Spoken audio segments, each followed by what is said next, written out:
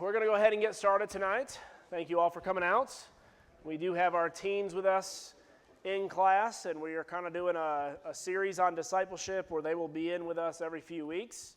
They were supposed to not be until next week, but Israel's off, celebrating a marriage between Emily and JP. So they just got married earlier today. That's where I came from. And probably one of the most beautiful places I've ever been at, by the way. They live up on top of Wamplers, own like 150 acres, see it was a beautiful wedding. So, if you see Emily and JP, wish them congratulations. And Emily is no longer a Jones, and she is a Dunsmore. So, all right. So, with marriage in mind, I wanted to kind of start off with a little bit of I like to do a little exercises before we begin. What are the benefits of marriage? For those who are married, we've got some young ones in here who, my kids won't be married till they're about 40, but everyone else, maybe a couple years away. What are the benefits? If someone were to say, why would I do this thing? Why would I want to get married? What would you tell somebody? Huh? What do you mean by that? Oh. But Andrew thinks it's right.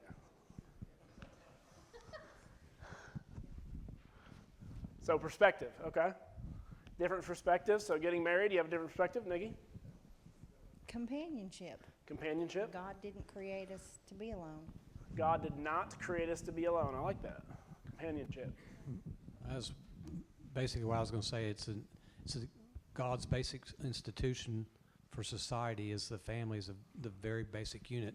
So if that doesn't happen, then you're missing out on what God wants you to be as part of society. Not meaning that you can't be that way, because God says some people can do it, but most people can't. So being with somebody and being in society and then procreating all comes from the marriage union.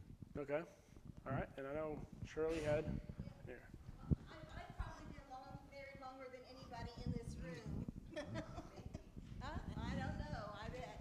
But anyway, what is wonderful about marriage to me is you just have a lifetime best friend. Lifetime best friend. A lifetime best friend, someone to talk to and someone to be there when you need something, when you need help. So to me, that's the best part. I like that. Yeah.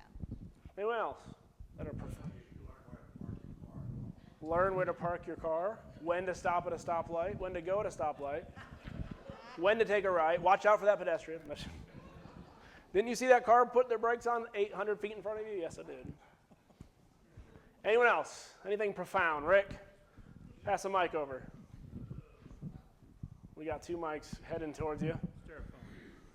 You don't think about this when you're young, but as you get older and your family grows up and leaves home, goes away, and friends die, and you become pretty much a lonesome person. And then you get to the point where you have to take care of each other. That's when being married really pays off, because you got somebody that cares for you 100% and somebody you can care for, and you're not lonely. And you both get old and feeble, and you do it together. It's not so bad. I can't imagine being alone. Not so bad. I like that. That's not so bad. I can't imagine being alone and getting old. It'd be hard. Yeah. And that's, and that's something, when you're 20, 18, 19, thinking of being even retired or old or, no longer working, that seems like it's never going to happen. So being able to have that long-term view it can be difficult. I went to visit a friend that worked for me 30 years ago, and he had a lovely wife and they had a happy marriage, and he got cancer and got real bad, but he made it. And then they both got old and they ended up in an assisted living center, and she fell and hit her head and died in a couple of weeks. And we went to see this fella, and he was so sad. He was just so distraught. He said, I don't have a reason to live anymore. I said, that she was my reason to live. And that's kind of what I'm talking about. When you and marriage, when you're young, people think marriage is fun and happy and love and all that stuff, but it's I didn't realize this till after about, 40 years of marriage, but love is a choice. You choose to love somebody. It's not like something you fall into or you get hit upside the head and say, well, I'm in love. It's, you make a choice that you're going to love this person and stay with them the rest of your life, and that's what's good. Yeah. All right, last one. Anyone else? My wife? Uh-oh. Who knows what's going to be said? Yeah.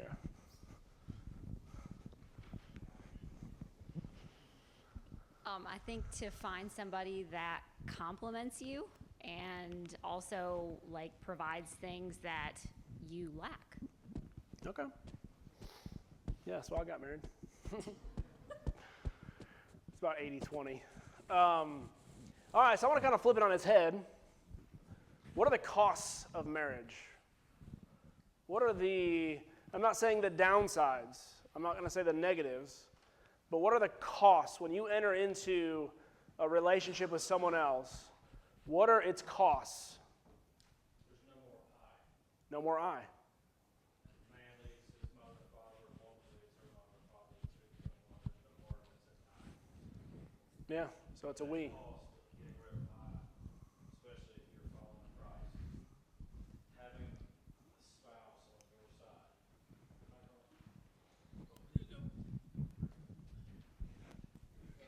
With that we being all there is, having a spouse on your side as you're chasing Christ continues to push me, I can speak for myself, push me every day to be a better man, a better husband, and a better follower of Christ, because I'm responsible for this household, for we.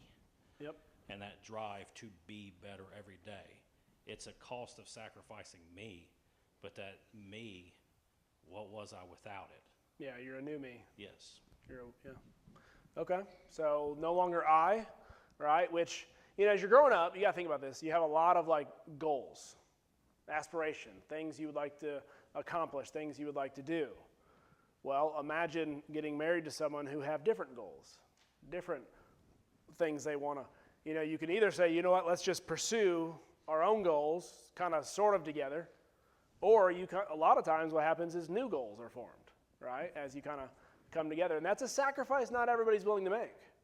There are some people, I've got people who are my age who are still won't get married because there are things they want to do.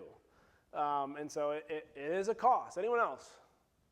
What's a cost to marriage? Like I said, I'm not saying it as a negative necessarily, but when you get married, what are things you maybe have to surrender, sacrifice, give up? It's hard Costs work. you got to count? Trust is a big one. Okay. You have to really give yourself totally.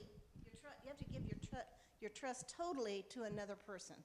And you got to be vulnerable, right? And it makes open. that makes you vulnerable when you have to do that, but you have to do that. Yep. Anyone else? Fred? I think it teaches that Sorry. I'll be a runner. I feel like the guys in those interviews. It teaches the biblical principle of putting others first, that idea of love your neighbor as yourself.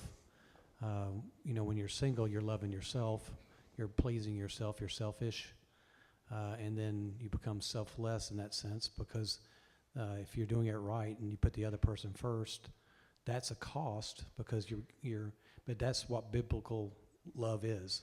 Yeah. And so I think it teaches that basic principle, because Christ loved the church, and they call the church the bride of Christ. So we are basically his spouse. Yeah. And that relationship is special, and I think it teaches what love is supposed to be. Okay.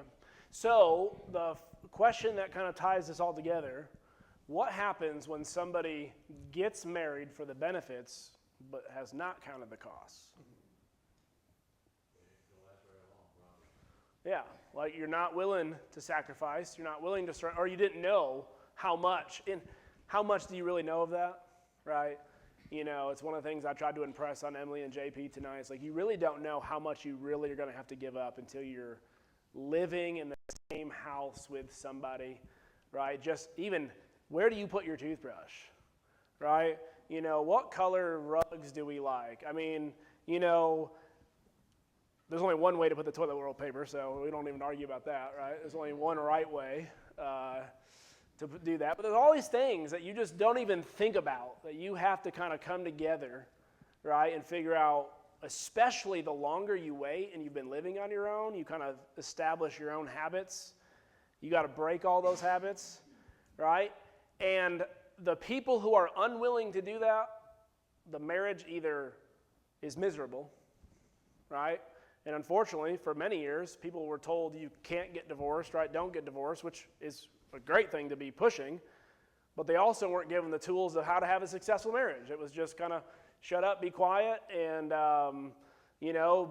pretend to be happy and put on a happy face when everybody's around. But there's really no love and affection, right? So you don't want to have all the costs with none of the benefits, right? And that's going to lead us kind of into our discussion tonight about the cost of discipleship, because I would argue that most people come to Jesus for the benefits without considering the costs fully, right? When I say most, that's probably an over-exaggeration, but there are many who come to Jesus, and the reason why you can kind of look at that and know that is the amount of people that walk away from Christ. The statistics is super high of people who walk away, right? And a lot of them are right around high school, 20 years old, off to college. They walk away from Jesus, right? And there's many scenarios to that. There's many reasons why. All these different things can play a part. But a lot of the people that I have worked with and tried to help, some successfully and many times not, is when they were growing up, they heard a lot of all what Jesus has to offer you, right? Jesus has this, Jesus is that, Jesus is that, right? And then they're in these, youth groups and teen groups. It's all about, teen fun and teen groups and teen this, and, everything's about them, right? Everything's about having them a good time, getting them together, getting this. And then you kind of get older and you kind of got to join the church almost again, from teen group to adult. It's like, well, this isn't as fun as it used to be. We're not having the pizza parties and the, EYC and CYCs, and which those are great things. But there is more to Christianity, and Jesus is calling us to a life. And that's kind of what we're going to talk about tonight. And I want to start by someone reading Luke 9. This is a verse we come back to frequently, but it's one we need to keep in mind. Luke 9. Someone read Luke 9, 57 through 62.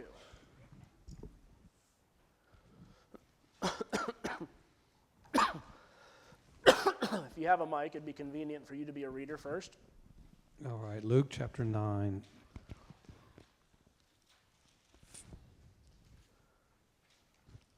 (57 through 62). Yep.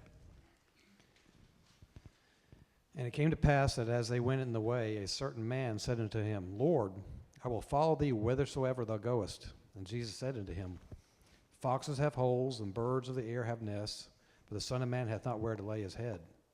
And he said unto another, Follow me. But he said, Lord, suffer me first to go to bury my father. And Jesus said unto him, Let the dead bury their dead, but go thou and preach the kingdom of God. And another also said, Lord, I will follow thee, but let me first go bid them farewell, which are at home at my house. And Jesus said unto him, No man having put his hand to the plow, looking back, is fit for the kingdom of God. Okay.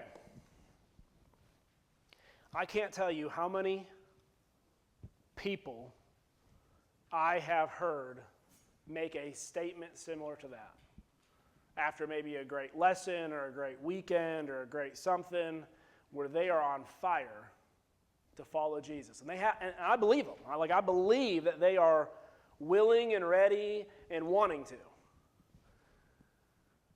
And I can't count how many of those same people who've made that statement are no longer followers of Jesus. And what I want us to kind of do tonight is what separates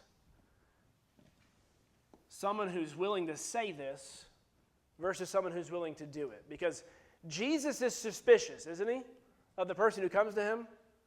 He makes this grand statement, and Jesus responds not with great, come on, I'm excited, let's go. He says, do you understand what you're signing up for? Do you understand the commitment? Do you understand how I've been treated and how you've seen me been treated and how I will continue to be treated? Are you willing to do and go through what I've gone through?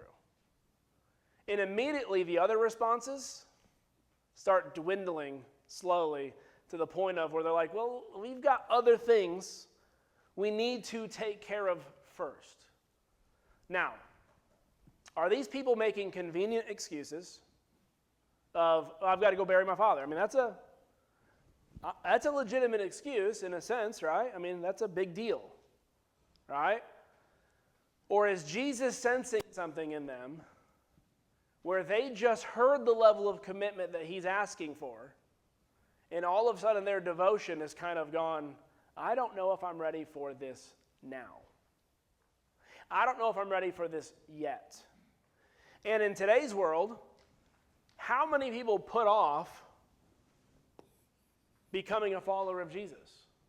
Well, I'm too busy right now. There's a lot of things I got to take care of right now. There's a lot of things I want to do first, right?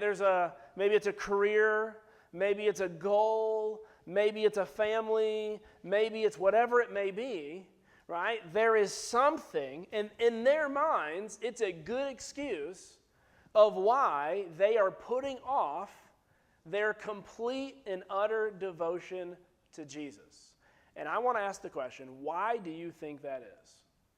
Why do you think people are willing to make a statement like this, but are unwilling to follow through? And whenever they're pushed, even slightly, to be a little bit more, to be a little bit better, to follow Jesus a little harder, and they're going, whoa, put on the brakes, buddy. You don't know my life.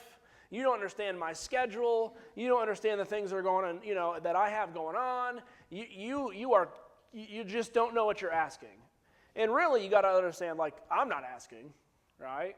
And another thing, and we'll get there in a minute, a lot of people see how Jesus and their life are so separate, right? My life and the life that I follow for Jesus is as if it's two different lives that they're trying to live side by side, rather than making Jesus a part of everything that they do, right? And when we say being a follower of Jesus, it's not like, well, I've always got to be at the church. I've always got to be at a church event. I've always got to be doing, right? That's not, Jesus, he had to eat, he slept, he walked. There was a lot of times in between cities where he was just having conversations with his disciples. He wasn't feeding people in mass droves. There was, miles and miles and miles of him just being a regular guy, but still the Son of God, and completely a disciple that we are looking to be. And so there's this disconnect between incorporating Jesus into everything that we do and living a life of Jesus and living our own life and not meshing the two together. It's kind of like you don't mesh religion with politics, right?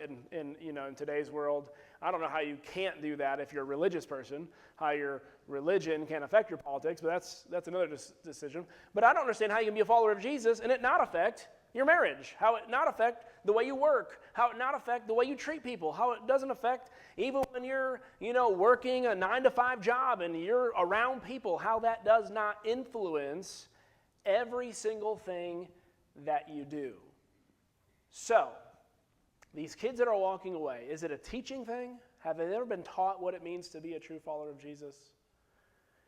Is it a devotion thing? They're just not willing to sacrifice? Is it an apologetic thing? They don't believe, right?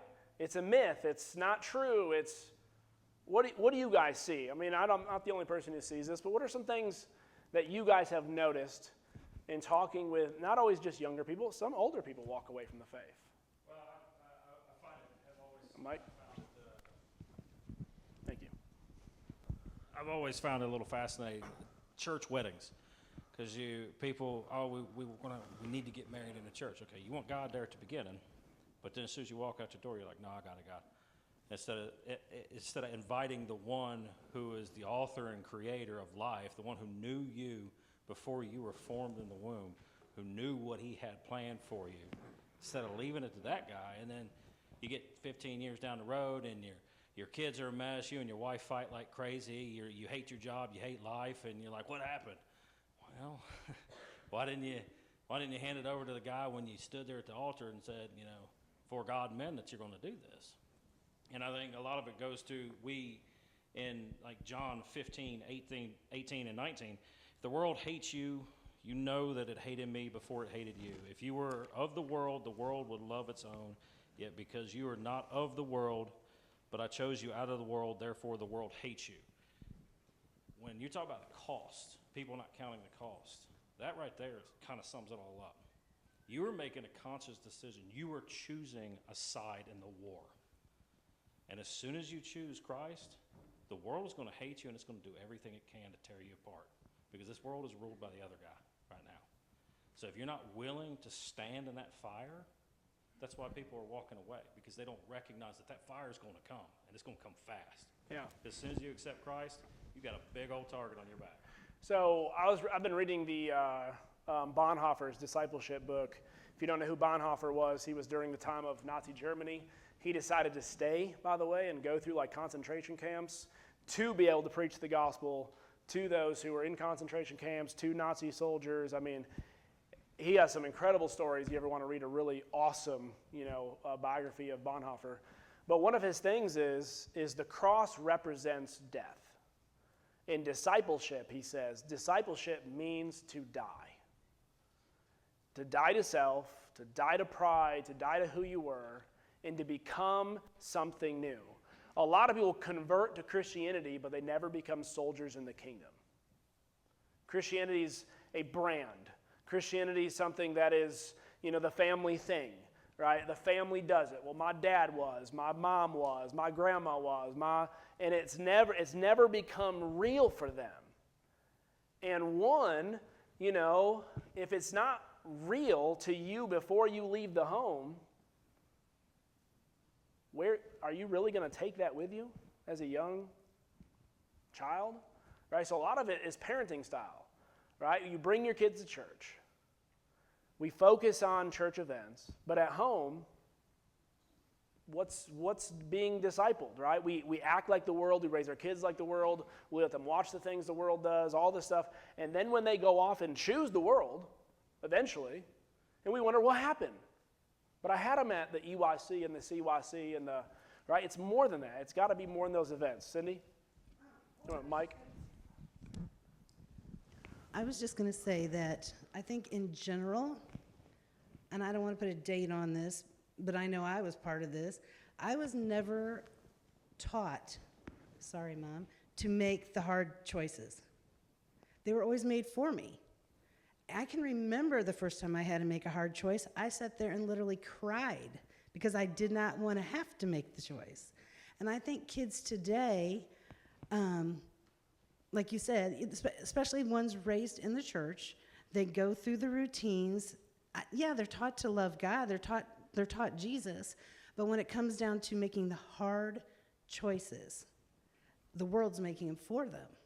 And I even know parents that have really encouraged their kids to not make that choice at that young of an age. I mean, I was 30 years old before I came to know it, and I don't think that was such a bad thing because I was mature then. But if I had been part of it growing up, maybe I would have walked away too. I don't know. I can't say. So I'm going to read Luke 9, 21 through 27.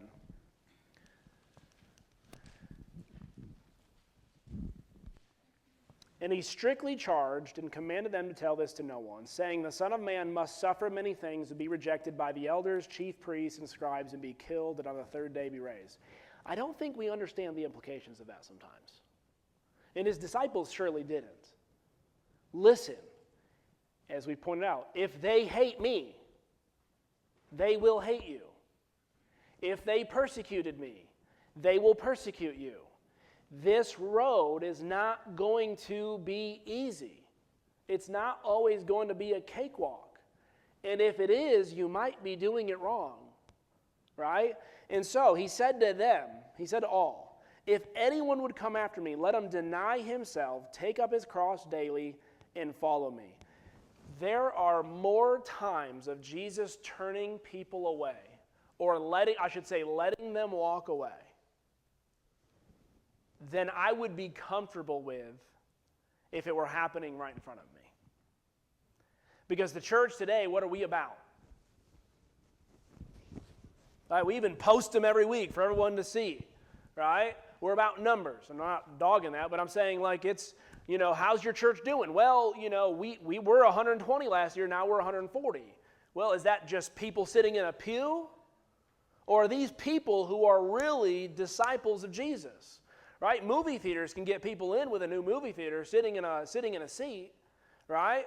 And we can get people to watch Chosen at home sitting on their, whatever, or we can get people to watch streams online.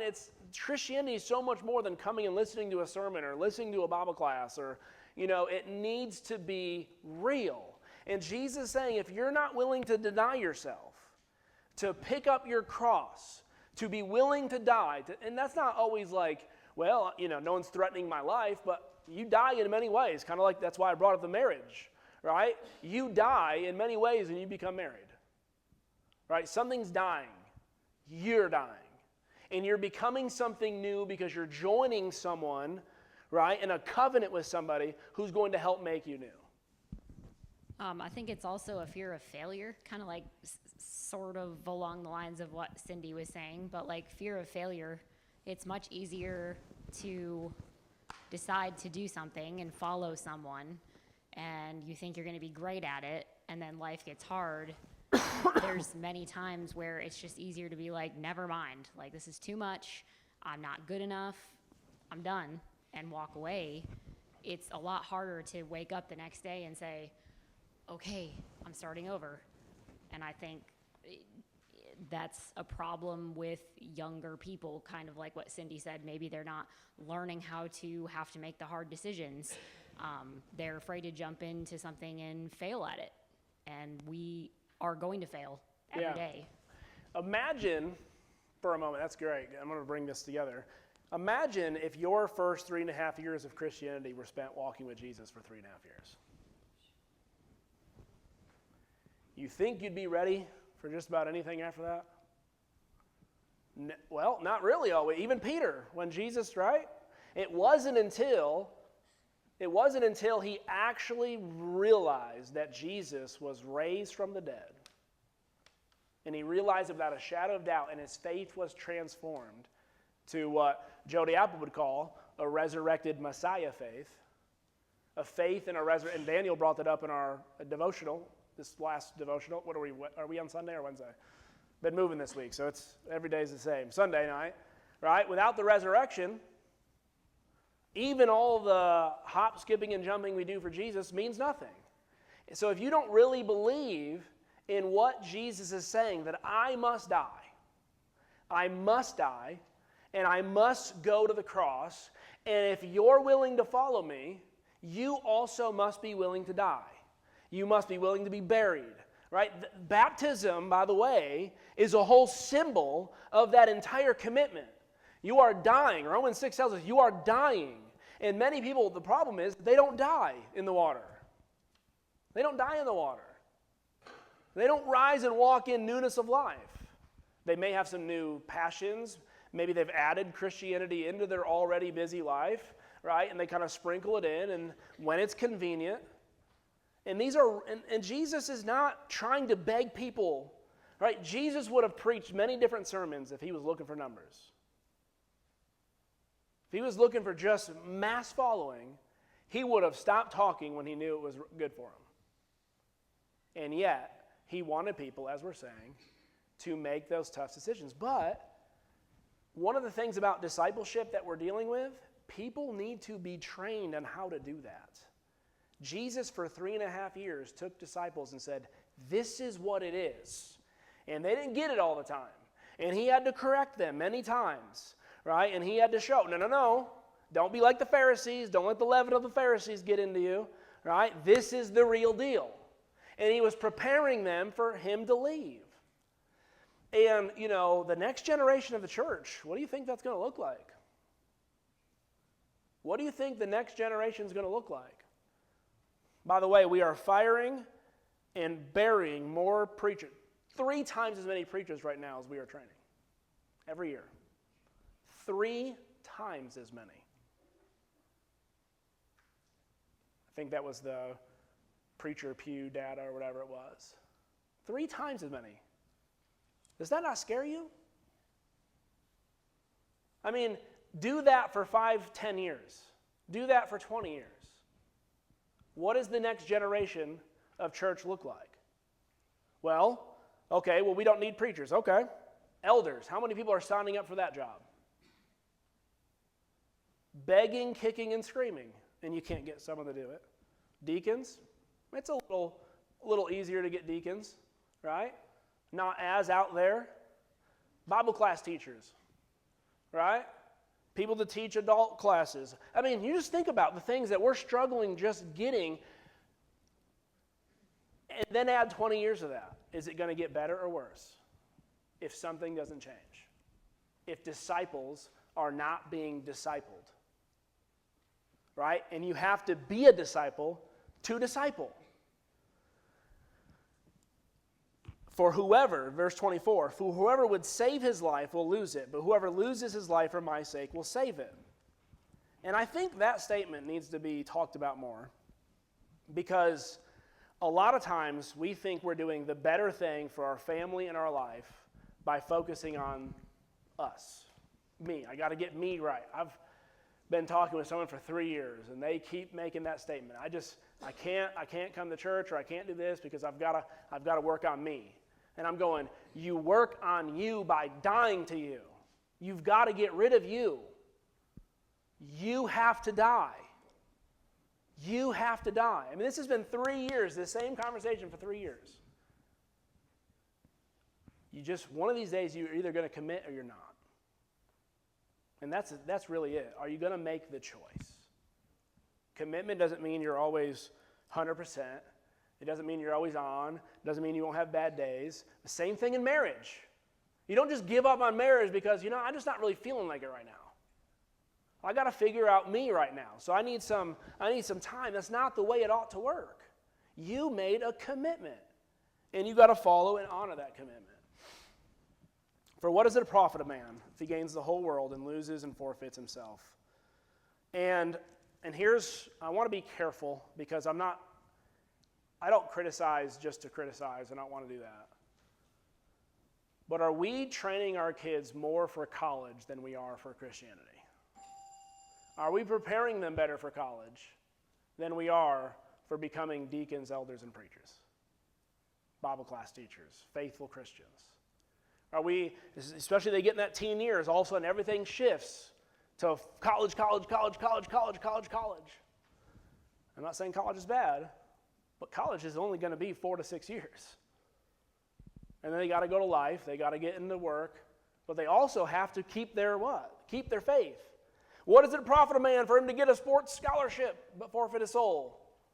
What does it profit a man for a person to get, a scholarship to the best college in the world and become a nuclear physicist and yet forfeit his soul? I mean, put anything in there. And so the cost of discipleship has to start at home. We need to let people know that, this stuff is important, but it's not as important as your faith. It's not as important being a follower of Jesus. You can be poor and follower of Jesus. Probably sometimes better. Right? And so we're so focused on getting our kids better than us and ahead of us.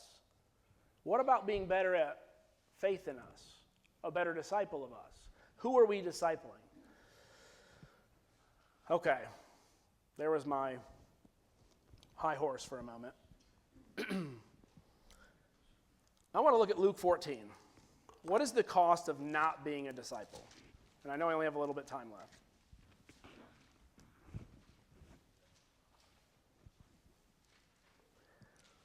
And I'm going to ask this question. What is the cost of not being a disciple of Jesus? Death. And we're not just talking about eternal death either. Jesus promises what? Life. Abundant life. Peace. Joy.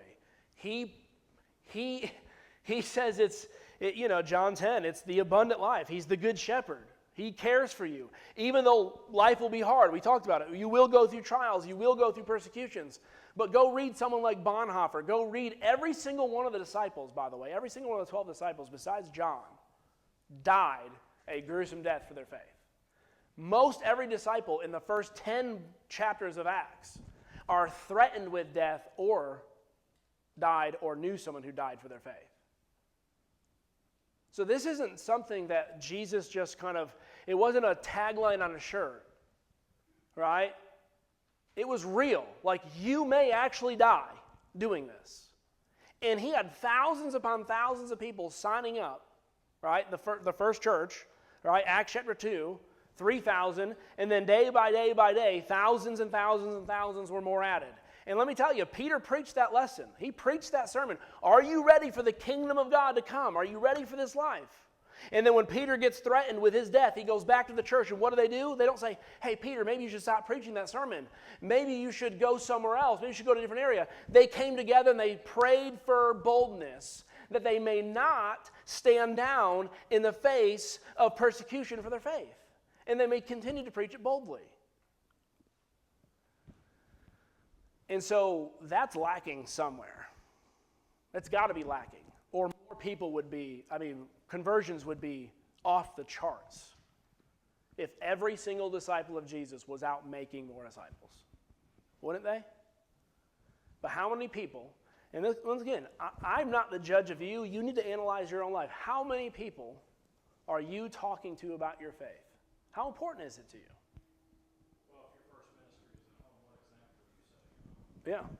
Does your wife and kids? Do you pray with them? Do you your talk wife with them? and kids, when problems hit, do they see you rage out, throw a fit, get angry, go get drunk, or do they see you hit your knees?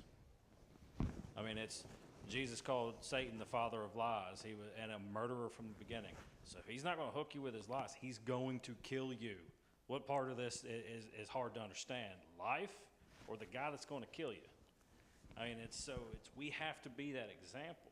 And it's not just when the good times, when things are smooth and easy, but when life throws crap at you. You have the second one? Oh. All right, give me 10 seconds. The verse we were about to read.